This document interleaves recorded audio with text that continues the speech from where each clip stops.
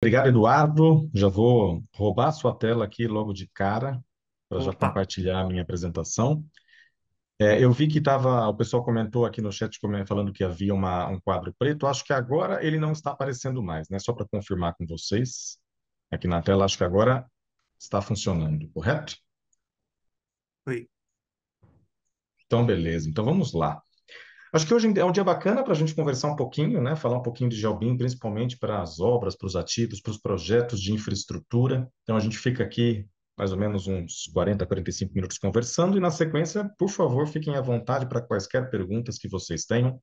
Estou aqui à disposição para conversar com vocês, seja agora, seja também num segundo momento. A gente pode se encontrar depois também, não tem problema. Vamos lá.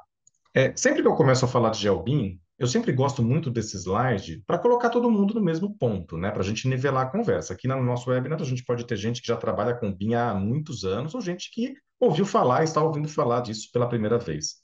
Então, quando eu falo de BIM, a gente fala de GeoBIM aqui na FF, a gente sempre comenta que é um processo evolutivo. Então, a gente tinha lá um momento em que a gente fazia os projetos de engenharia, de arquitetura através da prancheta, e eu sempre comento que os ativos eles foram projetados, eles foram construídos, eles entraram em operação e funcionava, certo?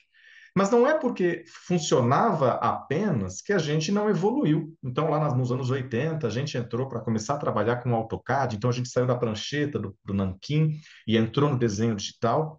E, da mesma forma, a gente começou a projetar, a construir, a operar esses ativos, e eles estão aí até hoje, e também funcionava.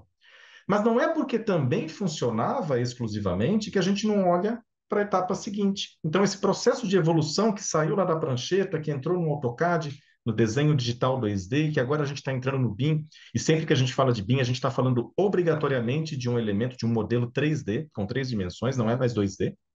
É um processo de evolução que não é porque funcionava naqueles primeiros momentos que a gente vai deixar de evoluir, de fazer melhor as coisas, né? Quero trazer aqui um destaque. Aqui não é uma apresentação sobre BIM, né? Tem até um curso muito bacana de introdução ao BIM na Build Lab Academy, convido até vocês darem uma olhada depois, que fala bastante sobre introdução ao BIM. Aqui é só uma pincelada inicial para a gente entrar no tema do web, né? Mas quando a gente fala de BIM, tem esses dois grandes pontos, né? A gente está falando de um elemento, de um modelo que é 3D, mas a gente está também falando do I, que é a informação. Ou seja, cada elemento desses tem uma propriedade, tem um atributo, tem uma informação associada. E aí, se a gente falar assim, beleza, então a gente veio nesse processo evolutivo, tinha a prancheta, foi para o AutoCAD, foi para o BIM, o que que vem na sequência disso? A gente fala, então, de GeoBIM.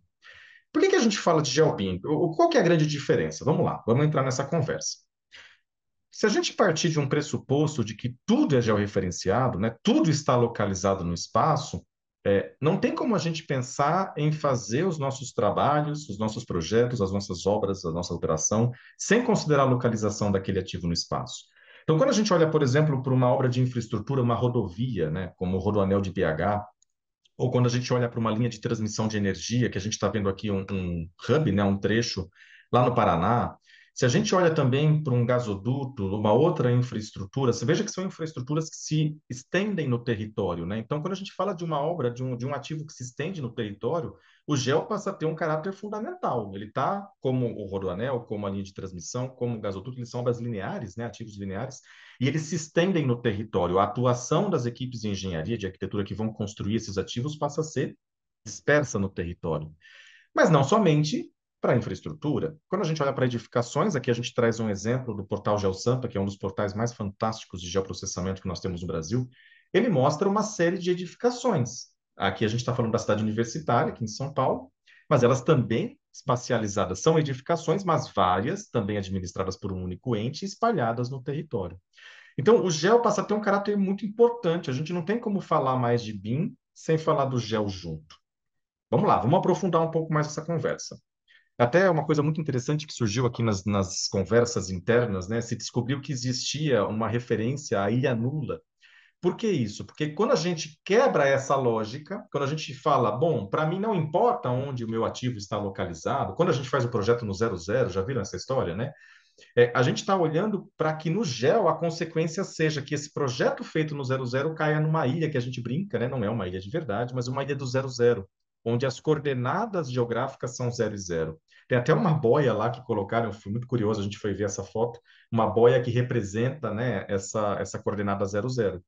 Então, quando a gente está falando de projeto no 00, que era uma realidade que podia funcionar lá para um momento do AutoCAD, né, mas já criava dificuldades naquele momento, quando a gente chega no BIM, isso é impossível de se trabalhar. A gente tem que deixar de pensar em 00, pensar de um modelo BIM, por exemplo, no fundo branco perdido do Revit.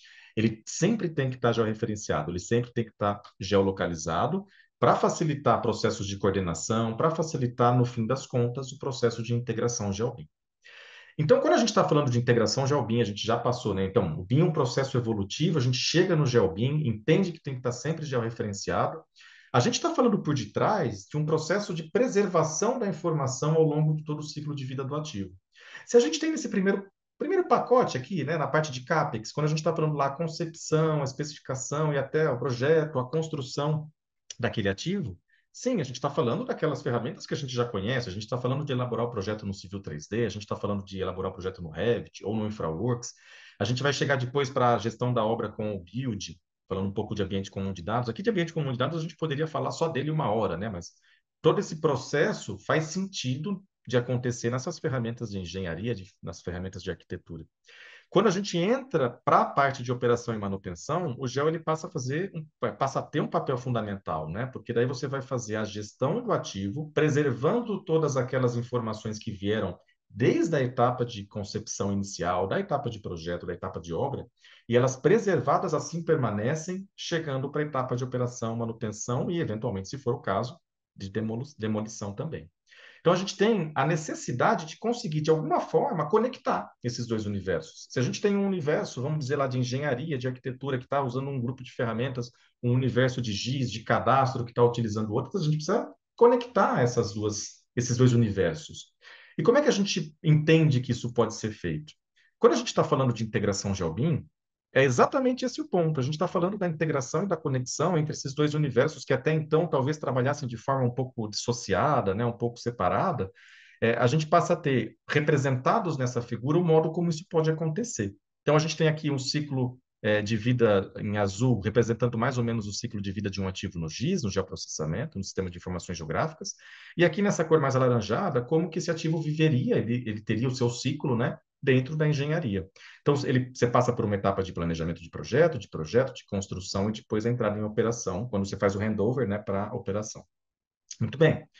A gente percebe por essa figura, que ela é muito educativa, de certa forma, ela é muito intuitiva, que a integração maior pode acontecer tanto no início, quanto o geoprocessamento, o sistema de informações geográficas, ele informa a etapa de projeto. Então, você vai passar o contexto. Beleza, quero construir aqui uma estação de tratamento de água. O que que tem ali naquele terreno? Primeira coisa, qual é a superfície?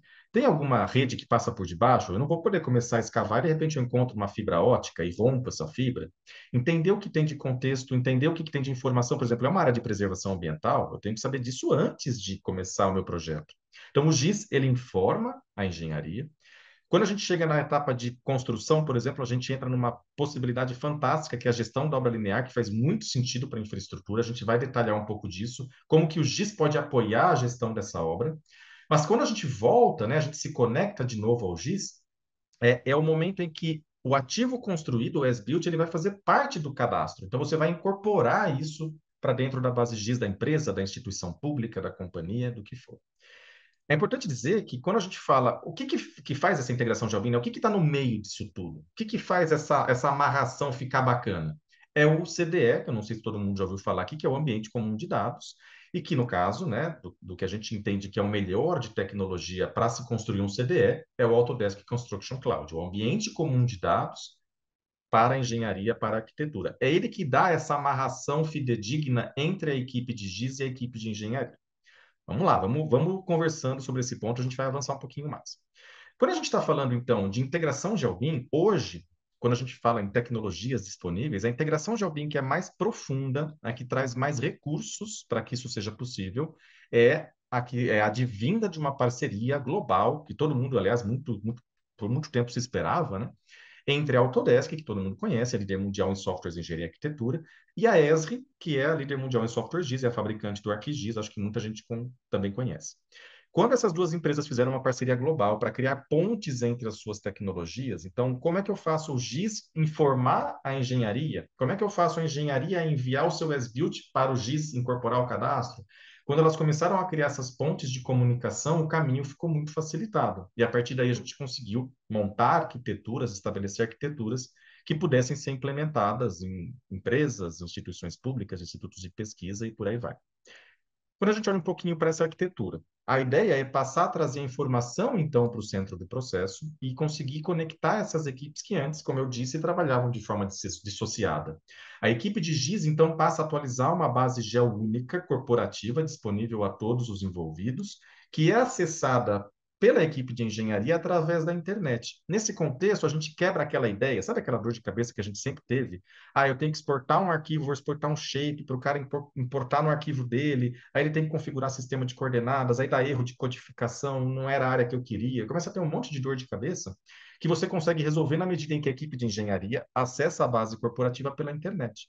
E aqui tem um pulo do gato que é muito crítico, que é o seguinte: quando você exporta um arquivo de uma base de produção, esse arquivo, por natureza, já está desatualizado, porque a base vai continuar sendo atualizada, vai continuar sendo produzida, e se você gerou um arquivo parado no tempo, você corre o risco de ele ser utilizado inadvertidamente. A gente já viu casos aqui na FF de arquivos que foram exportados da base de produção sendo usados 3 anos depois, ou seja, super desatualizados. Então, quando a gente tem esse ciclo que está na tela, que você consegue conectar a equipe de engenharia e arquitetura diretamente à base GIS, você elimina também esse problema. Vamos lá. E aí, o processo de volta é fundamental. Na medida em que você tem uma atualização feita pela equipe de engenharia, você consegue fazer com que isso se reflita de volta na base GIS. E a base, né, geográfica, a base de sistema de informações geográficas da empresa ou da instituição, ela vai estar sempre atualizada. Você elimina muito retrabalho aqui, né? A gente vai entrar um pouco nessa conversa. E o mais importante de tudo é o seguinte: a equipe de engenharia vai continuar utilizando o software Autodesk que ela já está acostumada a usar. Ela vai continuar usando o Civil 3D, ela vai continuar usando o InfraWorks. E a equipe de GIS vai continuar usando, por exemplo, o ArcGIS que ela já está acostumada a usar. Você não precisa ficar trocando ferramentas ou comprando em duplicidade. Cada um atuando na sua frente, mas de forma integrada e conectada. Muito bem, mostrando um pouco como é que isso funciona. Aqui a gente tem o Civil 3D. Por um recurso nativo, ele vai se conectar ao ambiente geográfico, né? Vai selecionar a área de trabalho, selecionar quais as camadas que o interessam. Aqui ele está selecionando estruturas de saneamento, então uma tubulação de coleta de esgoto, postos de visita e assim por diante. Como ele está se conectando por dentro do Civil 3D e pela internet, ele não precisa pedir a exportação do arquivo que vai entrar na fila de alguém atender, não, ele já está conectado diretamente. E é importante dizer que ele está trazendo aqui tanto a geometria, o desenho nesse caso, como o atributo e a propriedade vinculada a esse desenho. Então você não tem mais só desenho, vamos dizer, sem informação, você tem ele, como está na tela agora, né? A geometria e a propriedade associada. Isso é importante e é factível porque está tudo georreferenciado, tá? Vamos lá, você precisou fazer uma alteração, estava ali um trechinho deslocado, quando o engenheiro fez essa alteração pelo próprio Civil 3D, ele consegue salvar essa modificação para a base corporativa pelo próprio Civil 3D e pela internet. Você evita o retrabalho de ter que falar, olha, eu corrigi um negócio aqui, manda um shape para alguém corrigir. Então, se no primeiro momento a gente viu ele fazendo essa alteração de algo que já existia, agora vamos falar que a gente já tem tudo feito do zero no Civil 3D, sem nenhuma interferência do ArcGIS, sem nenhuma participação do ArcGIS. Você também consegue publicar tudo o que você fez isoladamente para uma base gel e disponibilizar para os colegas da sua área, disponibilizar para a empresa como um todo, ou ficar só contigo, né? Se é um dado sigiloso ainda, ou temporário, você guarda só na sua visão, mas você consegue publicar isso para o ambiente GIS e compartilhar mediante regras de permissão que você mesmo configura, né, para os seus colegas, ou até deixar público para que qualquer pessoa que tenha acesso à internet possa acessar. Então, veja que por dentro do Civil 3D a gente já tem caminhos muito facilitados. Quando a gente olha para o InfraWorks, talvez, não sei se todo mundo aqui já conhece, mas ele é o software para projeto conceitual aqui da Autodesk. O processo é similar, né? E você tem os mesmos recursos que eu apresentei, e aqui você vê que ele está fazendo o filtro, né, dos atributos que devem ser publicados, porque às vezes você tem um atributo lá que é um atributo só seu de trabalho, você não precisa compartilhar com os demais, ou como eu falei, um atributo sigiloso. Você faz essa gestão sem precisar abrir o ArcGIS Pro para fazer isso, né? Você publica diretamente pela ferramenta Autodesk, de novo, geometria e propriedade. Tudo bem, vamos lá. Um outro ponto que eu acho que é fantástico é que, progressivamente, o GIS está entendendo que na engenharia não é só linha, ponto, polígono, você tem elementos próprios da engenharia. Então, se lá no Civil 3D, por exemplo, a gente tem um elemento que é um alinhamento, que é um pressure pipe ou um, me esqueci agora o nome do sewer, né? Sewer pipe, que é a tubulação de coleta de esgoto. Se você tem elementos que são estes, né, que tem esses nomes e tem essas características, ele não pode chegar no GIS como se fosse qualquer coisa, cair num balaio comum, né? O GIS tem que entender que ele é o pressure pipe, que ele é um alinhamento dentro do Civil 3D. Isso está progressivamente acontecendo. Eu até compartilhei com vocês aqui a tela que vem do próprio help do ArcGIS, né? Porque cada vez que eu entro lá, eu vejo elementos novos que o ArcGIS passou a reconhecer do Civil 3D. Se a gente olhar aqui numa tela, eu vou até aproximar aqui, né? Ó. Vejam que historicamente o que está na tela agora é o que acontecia. Você abriu um DWG já há décadas, né? Ele caía no mesmo pacotinho aqui de ponto, linha, polígono, multipath no máximo e as toponímias, né? O label. Agora, vejam que o GIS ele já reconhece os elementos da engenharia. Ele sabe que aquilo lá é um alinhamento, não precisa mais transformar aquilo numa mistura de todas as linhas. Então, esse é um ponto importante que é possível a partir desse processo de integração e de criação de pontes entre as tecnologias. Você passa a reconhecer o que o outro faz com mais facilidade e fazer uso desse recurso, né? Você não só saber que existe, mas se apropriar também. Muito bem, vamos lá. Continuando. Talvez você pudesse fazer uma pergunta para mim assim e falar, Lucas, muito bem, você falou de GeoBIM, até agora eu vi um modo muito bacana de integração de ponto, linha, polígono, mas tudo 2D, e no começo você falou que BIM obrigatoriamente tem que ser 3D. Muito bem, vamos chegar lá. Então, a gente chegou nesse slide para falar disso. Aqui a gente vê uma edificação modelada em BIM, no Revit, né? E ela foi feita aqui de brincadeira de uma forma incorreta e ela não foi georreferenciada, ela está perdida no espaço. Se isso acontece, a gente já consegue trazê-la para o ambiente GIS, e é importante dizer que nós conseguimos, inclusive, georreferenciar esses modelos. Por que que eu falo isso, né? Porque a gente, claro, pensa no mundo correto, ideal, que tudo está georreferenciado, mas a gente também tem que lidar com a possibilidade de que ele não esteja. Então, se você recebe um modelo BIM que por algum motivo não está georreferenciado, você consegue fazê-lo. Pelo próprio GIS, você consegue georreferenciar. Se o pessoal aqui que está no nosso webinar já tiver trabalhado com arquivos Shape, você vai ver que tem aquele arquivinho PRJ, né? Que fica associado. Vejam aqui, eu tenho o RVT, que é o arquivo do modelo BIM, e eu tenho o PRJ, que é o que guarda as informações de posicionamento global, do sistema de coordenadas associado àquele modelo. Então, aqui no caso, quando você faz esse processo de georreferenciamento, ele cria esse arquivinho PRJ e já associa ao modelo BIM. Quando isso acontece, você consegue posicionar ele corretamente no território e ele vai ser, inclusive, passível de publicação em ambiente WebX, ambiente online. Aqui a gente está agora no Google Chrome, no navegador, poderia ser outro, poderia ser o Firefox ou até o Opera, o Safari, etc. Você consegue abrir esse ambiente WebGIS e ver esse modelo BIM lá publicado e usar os recursos que estão disponíveis na plataforma. Você consegue fazer filtros por disciplinas, por categorias, consegue selecionar os andares, fazer aqueles cortes de slice para ver a parte interior, selecionar as propriedades dos elementos e assim por diante. Ou seja, aqui a gente já vê de fato um caso em que a gente pega um modelo BIM, nesse caso aqui elaborado no Revit, ainda que não tivesse sido georreferenciado, a gente consegue georreferenciar, abre no ambiente GIS e consegue publicar ele em ambiente WebGIS, ambiente online. Tem um link aqui que está aparecendo na tela, mas não se preocupem que o Eduardo, que falou conosco agora há pouco, vai mandar esse link por e-mail para que vocês tenham acesso também a esse modelo e possam navegar com ele se vocês tiverem interesse de ver como isso funciona um pouco mais, tá? Muito bem, então eu falei um pouco de como é que você consegue levar, né, uma conexão 2D, linha ponto polígono, como o GIS já reconhece que são elementos de engenharia, falei um pouco de publicação de modelos BIM, e a gente chega agora para falar de um recurso fantástico, que é o ambiente comum de dados. De novo, aqui a gente poderia falar tranquilamente mais de uma hora sobre o ambiente comum de dados. Se alguém quiser saber um pouquinho mais ou tiver tido contato com isso, tem uma série de artigos bem bacanas sobre ambiente comum de dados lá no nosso site da FF. Acho que vale a pena visitar. Dá para ter um conteúdo introdutório também. Mas, dando uma pincelada aqui, o que é o ambiente comum de dados? Para quem é do GIS, ele é muito parecido como se fosse o banco de dados geográfico corporativo único, né? O ambiente comum de dados da engenharia e da arquitetura ele tem um pressuposto de ser o único ambiente onde estarão os arquivos, tanto os arquivos de projeto, os arquivos auxiliares, como relatórios, fotografias de vistoria de campo, não importa. Tudo que tiver relacionado e for um arquivo condizente a um ativo, ele vai estar no ambiente comum de dados. Quando a gente, inclusive, faz a implantação desse ambiente nos nossos clientes, a gente fala assim, olha, se não está no ambiente comum de dados, que aqui no caso é o da Autodesk Construction Cloud, que eu falei, né? Esse arquivo não existe. A gente trata como se ele não existisse.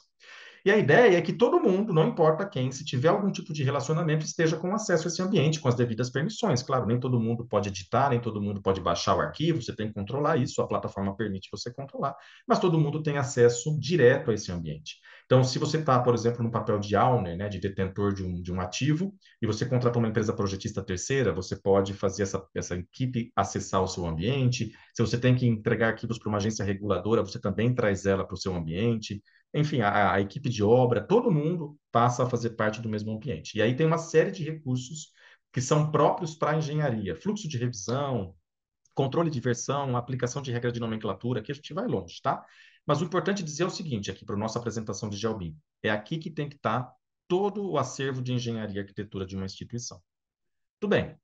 Então, quando a gente está falando de integração GeoBIM, eu mostrei um slide que falava que o CDE tem um papel principal nisso, a gente vê aqui como é que é essa tela. A gente já vê aqui o modelo BIM de uma estação elevatória Fazendinha, lá da Sabesp.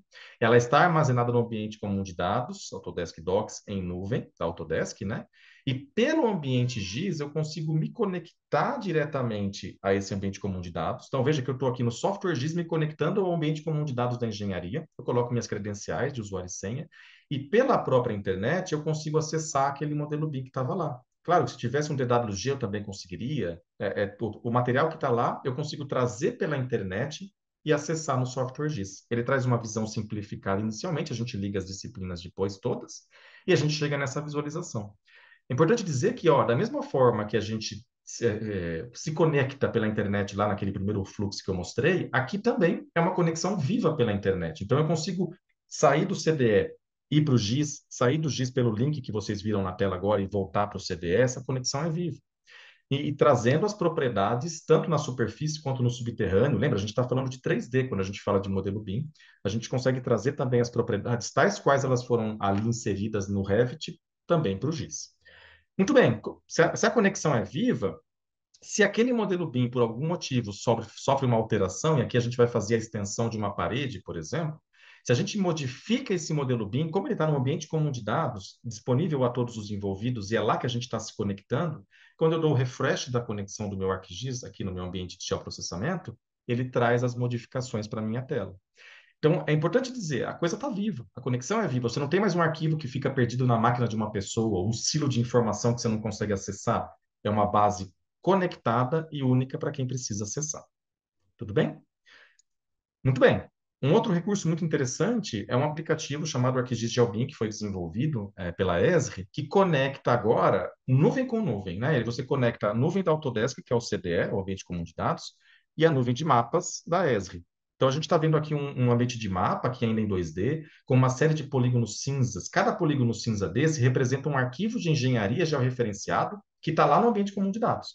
E aí, quando você clica nele, ele abre essa tela lateral fantástica, que isso aqui é uma coisa que foi muito bacana quando surgiu, porque ela permite você ver no navegador o conteúdo daquele arquivo de engenharia. Então, veja, eu não preciso ter que abrir um software para ver aquele conteúdo de um arquivo que está no CDE. Pelo mesmo navegador onde eu estou vendo o mapa, eu consigo selecionar, eu vou até pausar esse vídeo para eu falar bem desse ponto. Eu consigo selecionar aquele ativo que eu quero informações, ver o arquivo original de engenharia, um as-built, por exemplo, se já tiver sido construído, e visualizar ele tal qual eu estivesse visualizando lá no Revit. Eu consigo ver as informações do ambiente comum de dados. Essa telinha aqui que a gente vê do lado é a tela do ambiente comum de dados de um ambiente integrado ao de mapa. Então, vamos soltar aqui um vídeo. Dessa forma, a gente está trabalhando sempre de uma forma conectada, né? A gente está trabalhando de uma forma viva. Se no primeiro momento eu mostrei um caso 2D, aqui a gente vê agora o 3D. Então, a gente vê modelos BIM publicados em ambiente de mapa, como a gente mostrou agora há pouco, né? Essa possibilidade. E a gente aprofunda um pouco a discussão. Veja que, se eu não tenho ainda muito bem a minha solução de engenharia dada, se eu tinha aqui um sólido extrudado, mais ou menos, não tem problema. Eu posso publicar essa figura geométrica generalizada para falar, olha, aqui eu estou fazendo um projeto. E aí os demais da sua empresa ou da instituição vão saber. Na medida que eu evoluo para o projeto executivo detalhado, eu também consigo visualizar ele aqui dentro do mesmo ambiente, tal qual eu estivesse visualizando no ambiente comum de dados originalmente. É claro que eu posso publicar, na medida que eu tenho esse projeto executivo, eu posso publicar ele também, como a gente vê aqui na tela. E aqui eu vou até pausar para falar um ponto. Vamos dar um pulo pensando um pouco na operação. Imagina se a gente estivesse lá na operação e a gente abrisse um mapa, identificasse um determinado ativo, no caso aqui uma edificação, selecionasse um equipamento, como esse aqui, que eu acho que é um equipamento de ar-condicionado, e a gente conseguisse, de início, já abrir junto aqui na mesma tela o arquivo original de engenharia desse ativo, com zoom no mesmo elemento que eu selecionei no mapa e conseguir ver todas as propriedades, ver o fabricante, ver o material, enfim, tudo que estava associado àquele elemento. Então, assim, isso abre possibilidades absurdas. Por quê? Porque a gente tratou a informação. A informação foi para o centro do processo e ela passou a ser única. Ela é única no ambiente comum de dados, ela é única no GIS e de forma conectada. Aqui a gente está vendo um exemplo similar, né, para o mesmo recurso, que é de um prédio de estacionamento ali, uma laje, e também a gente vai olhar para a infraestrutura. Então, a gente tem aqui uma rede de drenagem. Você seleciona o posto de visita ali naquele caso, você consegue ver tanto a visualização 2D do arquivo original de engenharia, feito no Civil 3D, quanto o próprio elemento modelado em 3D aqui, que a gente está vendo na mesma tela. Então, as possibilidades que se abriram por uma conexão nativa e direta são muitas, né? A gente ainda vou mostrar um pouquinho mais, mas a gente já vê que aqui abre-se muitos caminhos para se trabalhar. Tudo bem. Outra possibilidade, se a gente tem lá no mesmo ambiente um modelo BIM publicado, com os mesmos recursos que a gente já falou até este momento, a gente também consegue a ele conectar elementos não gráficos. Então, se eu tenho uma vistoria que foi feita de obra lá, com fotografias, e essas fotografias também armazenadas no ambiente comum de dados, lembram disso, né? Todos os arquivos estão lá. Esses arquivos que não são gráficos, como uma fotografia, também podem ser associados ao modelo BIM e publicados em ambiente de mapa. Aqui a gente vê um outro recurso, inclusive, que é um levantamento por nuvem de pontos. A gente também consegue incorporar esse ambiente, incorporar essa nuvem a esse ambiente, né? E os recursos permanecem os mesmos. Se você precisa detalhar um elemento específico, você consegue voltar no software, no arquivo original de engenharia que o concebeu. Muito bem.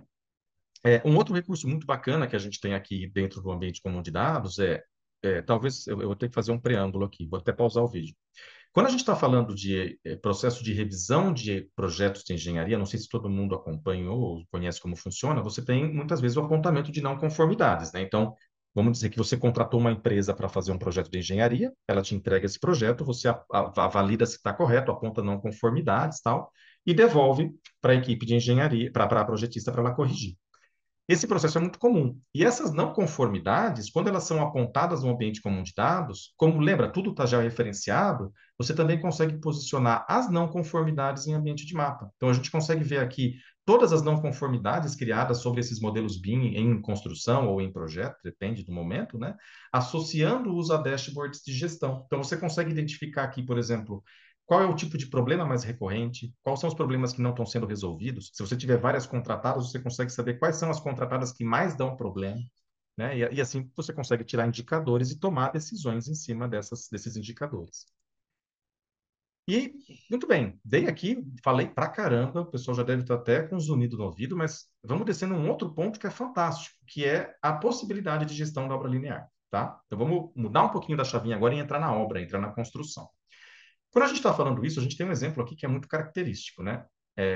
Existe uma forma de você fazer uma gestão da obra que é acompanhar por uma planilha Excel, por exemplo, que é o que a gente está vendo aqui na tela. Então, cada linha representa um trecho da obra, uma frente da obra, e aqui tem as células em verde que você diz que estão concluídas, as em vermelho que estão atrasadas, por exemplo, amarelo que estão em execução, enfim, você pode tingir com as cores conforme se deseja.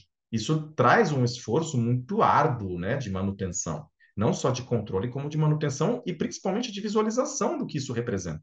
Quando você trabalha com uma planilha desse porte, você tem que plotar ela em várias folhas a zero e você consegue preencher todas as paredes de uma sala para se chegar numa conclusão de onde que você precisa atuar.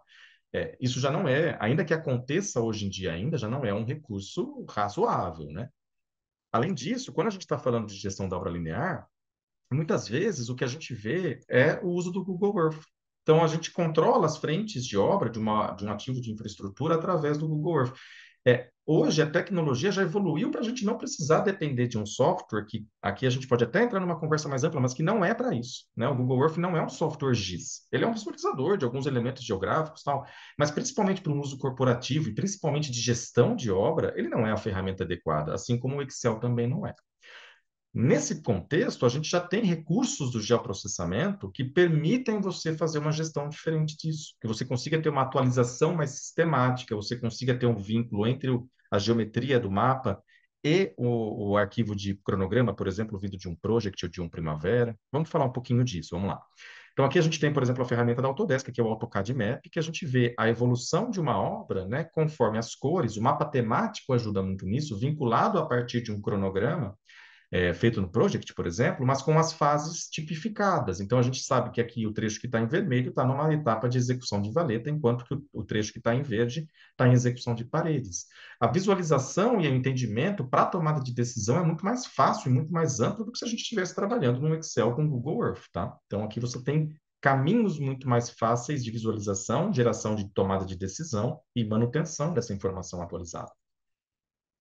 É possível também, aqui a gente falando dessa conexão, que a gente já está falando do ArcGIS, é possível você publicar esses ambientes, né, para um ambiente de visualização no navegador, web, tá? E tudo mais. Se naquele primeiro exemplo a gente viu uma frente por trechos, né? A linha representava o avanço da obra, aqui a gente está vendo um avanço por estaca.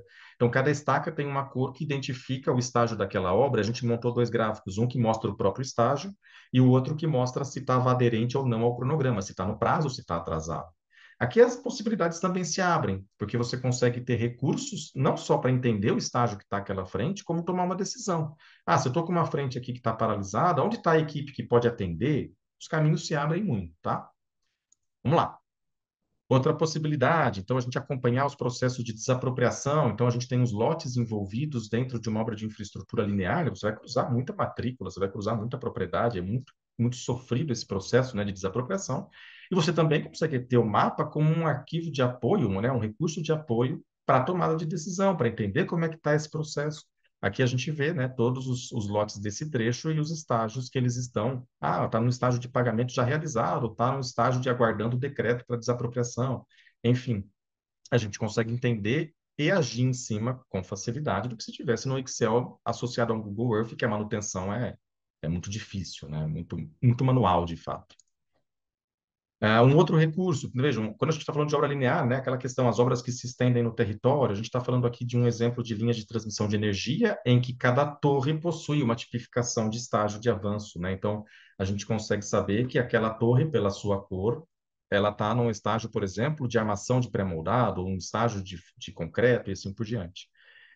Como o ambiente GIS ele é próprio para se adaptar à necessidade, você pode construir aqui as tipificações tais quais você entender que são necessárias, né? Não é uma coisa engessada da plataforma.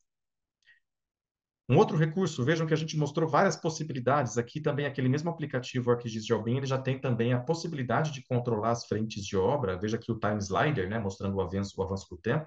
Você já consegue ver pelas cores e pelo tempo como que essa obra vai avançando em ambiente de mapa conectado. Lembra, como a gente está conectado ao ambiente comum de dados, se eu quiser um detalhamento de algum pedacinho dessa frente, dessa obra, eu consigo saber não só o estágio da obra em termos de avanço no cronograma, no tempo, mas eu também consigo ver os arquivos de engenharia, porque eles estão todos conectados, né? Eles estão vindo lá do CDE, vindo do ambiente comum de dados.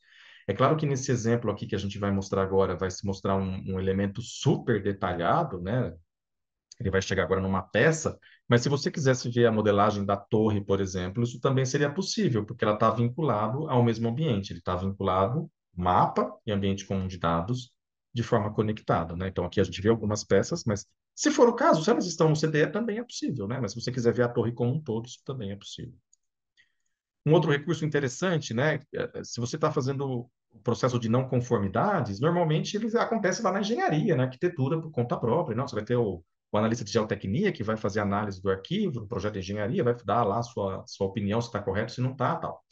Aqui a gente vê a possibilidade da criação de não conformidades, não só pela equipe de engenharia, pelo ambiente de CDE e tal, mas também pela equipe de GIS, pelo ambiente de mapa.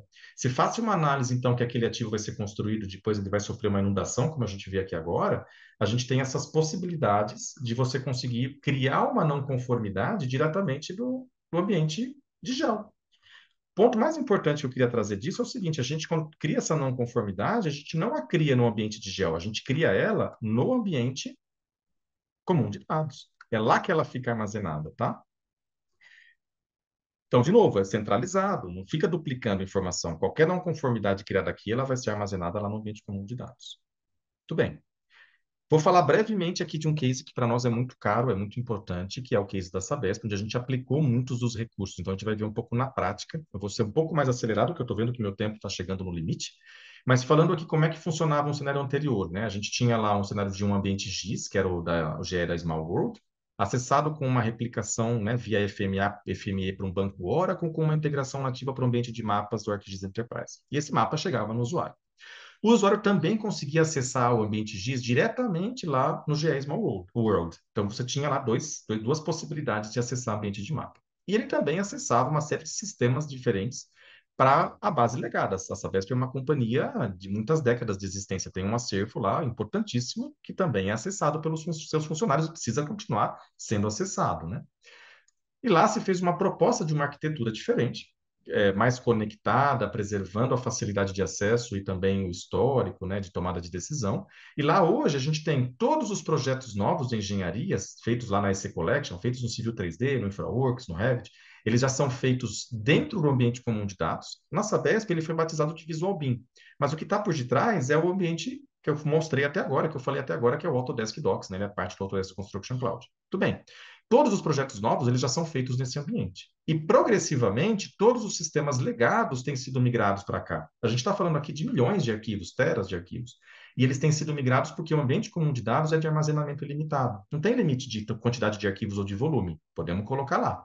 Então, tudo que é novo, tudo que é acervo vai para o ambiente comum de dados, e se a gente falar tanto que tem que ser a fonte única, né, o ambiente GIS, ele lê esse ambiente comum de dados para disponibilizar os seus mapas, inclusive com vínculo para o sistema SAP, quando a gente está falando, por exemplo, de processos de mobilização.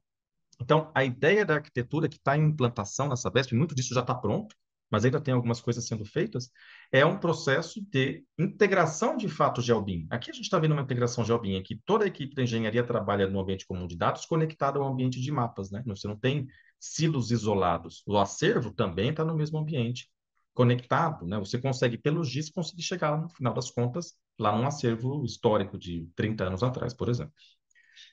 Tudo bem, mostrando um pouco como é que isso se dá na tela, né? Então, lá no caso da Sabesp, um exemplo aqui também, a gente vê um modelo BIM de uma estação de tratamento de água, que é a estação Cabreúva, esse é um modelo verdadeiro da Sabesp, né? Com não conformidades apontadas, enfim, aqui nos exemplos que a gente está trazendo para a tela.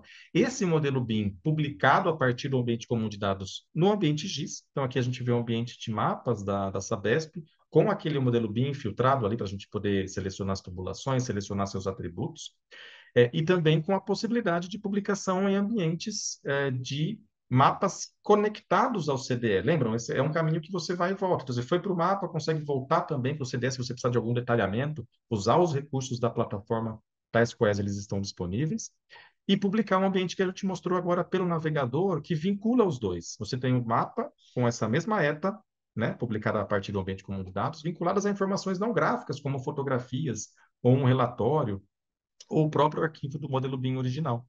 Enfim, aqui a gente vê uma integração de fato, né, entre os elementos que são modelados na engenharia e publicados em ambiente GIS, inclusive com dashboards de gestão aplicados, né, a esse ambiente, a essas não conformidades tais quais a gente viu no começo da nossa apresentação. Um outro recurso interessante é aquele que a gente mostrou do Civil 3D. Eu não comentei talvez naquele momento, mas você consegue usar outros softwares também. Opa, o vídeo aqui não funcionou. Agora foi para fazer esse processo. Então, aqui a gente tem um exemplo de uma expansão de uma rede em 2D, aqui nesse caso. Se ela é feita, por exemplo, através aqui do nosso exemplo do AutoCAD Map, você seleciona a torre de trabalho, conecta-se a esse ambiente GIS, traz essas informações georreferenciadas para o seu ambiente de trabalho. Veja, não tem arquivo importado ou exportado aqui. Você só se conectou pela internet à base GIS da companhia. Está fazendo aqui só uma questão de edição de visualização de estilo para visualizar melhor. E esse desenho novo que é feito aqui naquela via, de uma tubulação nova, exemplificando um processo típico, quando é feito isso, esse trabalho pelo próprio ambiente de engenharia, a gente está na ferramenta Autodesk aqui, preencheu inclusive uma propriedade ali, um atributo, você consegue salvar pela internet, tal qual a gente mostrou. Então, aqui é um caso verdadeiro em que isso é aplicado, a gente consegue salvar de volta para dentro do ambiente GIS corporativo. Não há necessidade de mandar um arquivo para alguém desenhar, ou redesenhar, ou trabalhar ele, eliminar RET, aquela história toda, e conseguir trabalhar dentro do ambiente GIS corporativo. Então, quando a gente está falando, né, dos principais benefícios, esse case foi apresentado, inclusive, no congresso da ABS, os grandes cases são, a gente passou a ter uma fonte única de informação, não tem mais o retrabalho de descobrir onde está um arquivo, de ter que perguntar para alguém, a pessoa saiu de férias, ninguém sabe onde está, por exemplo, né? A eliminação de retrabalho, porque você fez o desenho uma vez, ele já está feito, você só incorpora a base corporativa. a rastreabilidade da informação e principalmente das tomadas de decisão que foram sendo feitas ao longo do tempo, e a uniformização do processo, ou seja, toda a implantação BIM, toda a implantação de integração GeoBIM, ela exige que você faça uma uniformização de processos. Não pode ser feito de qualquer jeito, né? Você tem que organizar todos os processos, o fluxo de trabalho entre as áreas para que isso possa ser efetivo de fato. Então, os grandes benefícios que eles apontaram. E quando a gente tem, então, um cenário consolidado, que a gente vê o seguinte, a gente vê uma série de bases legadas de GIS 2D, porque a pergunta que normalmente me vem nesse momento, quando eu falo desse assunto, é: ah, então, Lucas, eu tenho lá toda a minha base GIS 2D de décadas, eu vou jogar tudo fora, porque agora tem que ser tudo 3D, tudo modelado. Não, não é isso. A gente vai ter, por um bom momento ainda, os dois mundos caminhando juntos. Você tem bases 2D de GIS legadas fantásticas que têm que ser preservadas, mas elas passam a trabalhar de forma integrada aos modelos BIM, como a gente vê na tela. Eu até vou voltar um pouco o vídeo, né? A gente vê aqui, por exemplo, as linhas em azul, que são as tubulações de abastecimento de água da Sabesp, as em verde de coleta de esgoto, os amarelos são as ligações para as residências e edificações, e em rosa os eixos de logrador. E elas estão 2D num mapa conectado, trabalhando junto, né, com o modelo BIM, que é aquela estação elevatória fazendinha que a gente mostrou algum tempo atrás. Então você faz isso de uma forma conectada, você trabalha junto, você não trabalha mais isolado, e progressivamente, na medida que o trabalho evolui, você vai modelando e vai tendo tudo em 3D. Mas não é necessário de uma hora para outra você sacrificar o que já existe, tá? Chegando aqui no final da apresentação, eu quero só trazer um olhar de que essa situação ela já é uma realidade. Então, a gente tem aqui, por exemplo, a Artesp, que é a agência reguladora aqui do Estado de São Paulo para os sistemas de transporte, né, que faz as concessões de operação do sistema rodoviário, por exemplo. Ela já exigiu nas suas concessões que todo o sistema rodoviário de um determinado lote, que era o Piracicaba Panorama, que ele fosse modelado em BIM, o existente e o novo. Então, quando a gente fala modelado em BIM, a gente está falando modelagem dos pavimentos, modelagem das praças de pedágio, modelagem das edificações de apoio ao usuário, tudo modelado em BIM, todo o sistema rodoviário modelado. Isso já é uma realidade, já é uma exigência. Claro que tem um prazo para se cumprir isso, né? Não é de uma hora para outra, tem um tempo lá num cronograma, mas isso já é uma exigência que a concessionária tem que atender. E, mais que isso, a Artesp também exige que isso seja publicado em GIS. Então, todo aquele modelo feito em BIM de todo o sistema rodoviário, ele tem que ser publicado para o ambiente WebGIS numa integração GeoBIM, que é o que a gente tem mostrado aqui de fato. Então, quando a gente está falando disso, a gente começa a entrar num cenário em que, progressivamente, a gente tem as instituições, órgãos públicos, perdão, já exigindo isso como um caráter de necessidade. O BIM não é mais opcional para essa concessão. O GeoBIM também não, já é uma realidade. A gente vê, inclusive, que temos normativas federais, né? Os órgãos, por exemplo, os Ministérios da Defesa e dos Transportes já são obrigados a projetar e construir seus ativos em BIM. Os outros órgãos ainda estão num caráter preferencial, mas veja, é um preferencial mais ou menos, né? Se você tem um financiamento internacional, como um financiamento do BID, ele também já te obriga a ser em BIM. Então, é uma realidade inevitável. E chegando aqui no último slide da nossa apresentação, para eu devolver a bola para o Eduardo, essa que talvez seja uma mensagem importante de se deixar aqui, né? A gente viu aqui um monte de recursos de GeoBIM, tem até outros que a gente não teria tempo de mostrar, mas a mensagem principal é que o BIM e o GeoBIM, eles já são uma realidade, inclusive obrigatória para certos casos.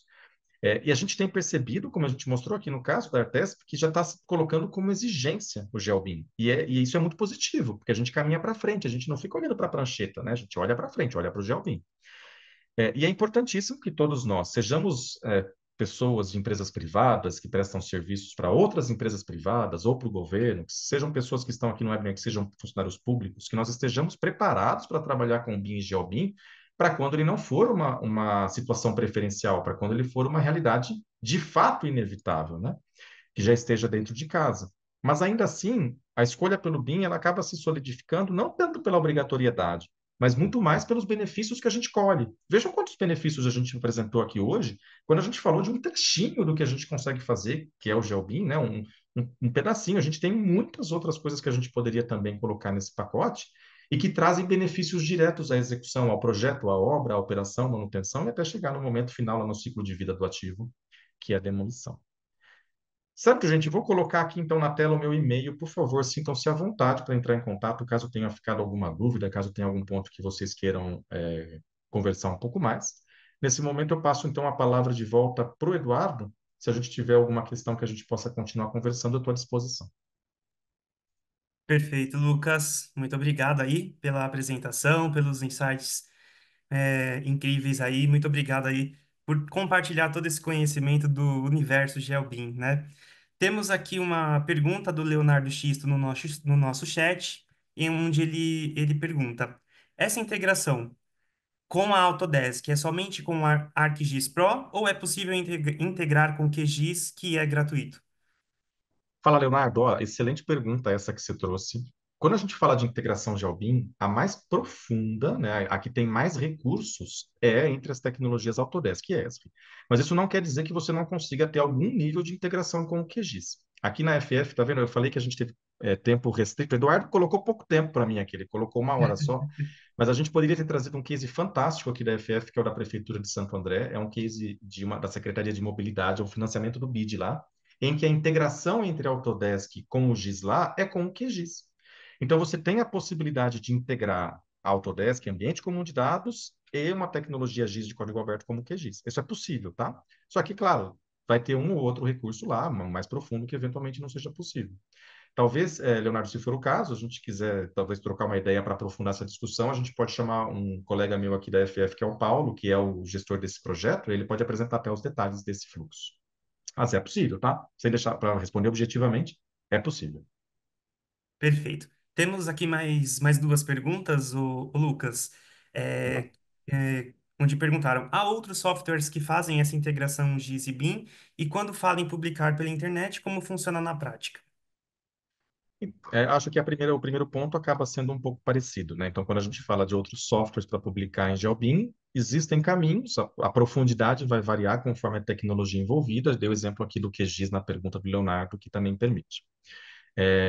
Quando a gente fala de publicar modelo BIM, o processo é o seguinte: você vai ter um modelo BIM feito lá no Revit, por exemplo, no Civil 3D, ele vai estar no ambiente comum de dados.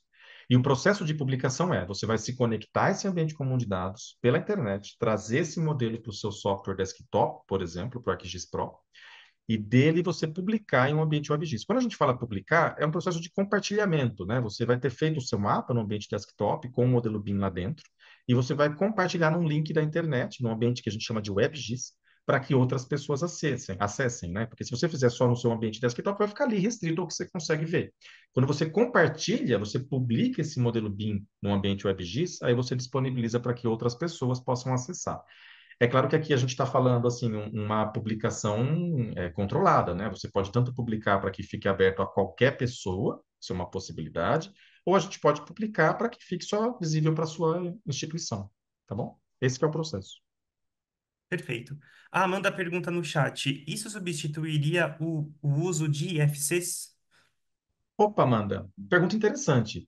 O processo de publicação de modelos BIM, ele funciona tanto para o modelo que está num arquivo RVT, por exemplo, quanto um IFC. Então, independentemente da origem, né, ou seja, o formato de origem, você consegue publicar e fazer esse mesmo fluxo, tá?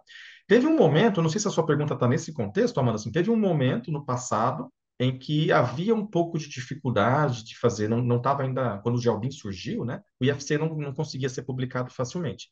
Mas isso ficou no passado, tá? Hoje você consegue pegar o modelo IFC e publicar também.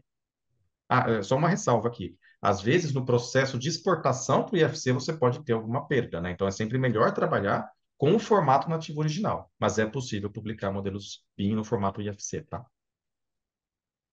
Perfeito. Aí o pessoal comentando também, ó, até já indicaram uma sugestão de propor um webinar sobre GeoBIM em edificações também. Colocar aqui no chat também. Ó, tá vendo, Eduardo? A culpa é tua, tá? Porque assim, me deu pouco tempo, eu tive que escolher alguns casos, mas totalmente, podemos falar de GeoBIM para edificações sem problema nenhum. Não é porque você vai construir um edifício que você não tem que saber, por exemplo, se tem ali embaixo uma tubulação da Comgás. Comgás, que é a concessionária de gás aqui em São Paulo, mas qualquer outra que poderia, pois é a Gasmig em Minas também. O processo, o benefício é o mesmo, né? Então, foi um foco de apresentação aqui pelo tempo. Legal. E uma última pergunta, Lucas, com relação ainda à anterior que foi respondida, né? Então, a instituição tem que ter um WebGIS para publicar? Não seria algo como um ponto .wms e algo relacionado? O WMS, o que é o WMS, né? O WMS é o Web Map Service. É quando a gente consegue publicar. Estou comentando para todo mundo, claro que a pessoa que fez a pergunta sabe, tá? Mas assim, ele é um serviço que você faz pela internet em que você publica um mapa no formato de imagem. E é muito interessante, porque daí você consegue, através de um outro software GIS, por exemplo, se conectar a esse WMS e ler essa informação de mapas, né, pela internet na forma de imagem. Então, quem que fez essa pergunta? Desculpa.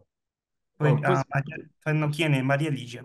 Maria Lígia. Então, Maria Lígia, assim, a grande questão do WMS é que ele resolveu um problema do GIS para o próprio GIS, né? Então, assim, uma ferramenta GIS que antes teria que pedir uma exportação de shape, agora, para conseguir acessar um dado, ele consegue ler um WMS e conseguir trabalhar com a mesma informação, por exemplo, né?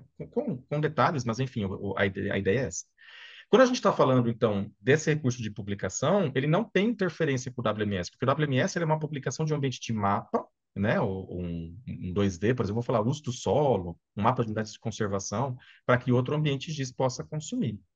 O que a gente está falando aqui por detrás daquela primeira integração, né, aquela conexão entre o Civil 3D e o GIS, aquela primeira que eu mostrei hoje, por detrás é um WFS. Não sei se eu estou sendo muito técnico aqui, mas por detrás é um WFS, é um serviço, um Web Feature Service, né, um serviço de features pela internet que o Civil 3D está consumindo a partir de um mapa publicado pelo ArcGIS. Por detrás acaba sendo isso.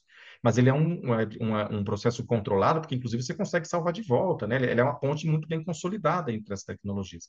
Mas na prática acaba sendo isso, tá? Não sei se eu fui muito prolixo nessa resposta também, Maria Lígia. Depois também a gente pode trocar uma ideia, mas em essência, o que está no Civil 3D para o GIS é o WFS, e o processo como um todo não substitui o WMS, tá? O WMS é um outro recurso aí para mapa sem feature, né? Sem a geometria publicada.